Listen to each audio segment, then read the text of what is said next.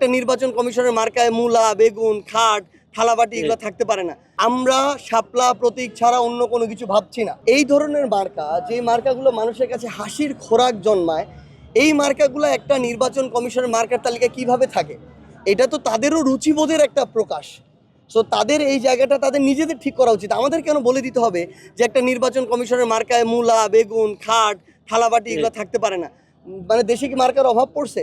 So এটা তাদের রুচিবোধের একটা প্রকাশ পায় এই জায়গায়। আমরা আশা করছি তারা এটা সংশোধন করবে।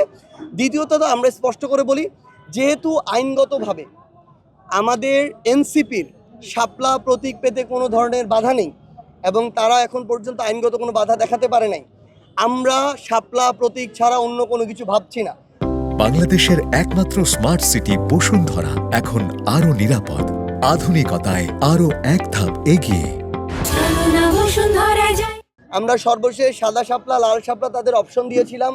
যদি একান্তই তাদের শাপলার সাথে কিছু অ্যাড করতে হয়, এইটুকু করে তারা দিতে পারে, আমাদের দ্বিমত থাকবে না। কিন্তু আমরা স্পষ্ট করে বলি, এর বাইরে এনসিপির যেহেতু এই প্রতীক পেতে কোনো আইনগত বাধা নেই, এর বাইরে আমরা কোনো অপশন চিন্তা করছি না। এটা আমরা স্পষ্টভাবে দেখতে পাচ্ছি, এখানে নির্বাচন কমিশন স্বেচ্ছাচারিতা করছে, তারা এখানে ক্ষমতার অপব্যবহার করার চেষ্টা করছে এবং এই আচরণটা অবশ্যই তারা প্রকাশ করছে তখন যখন তারা কারো দ্বারা প্রভাবিত হচ্ছে। সো স্বাধীন একটা প্রতিষ্ঠান কারো দ্বারা প্রভাবিত হয়ে স্বেচ্ছাচারিতা করবে, এটা আমরা কখনোই মেনে নিতে পারি না।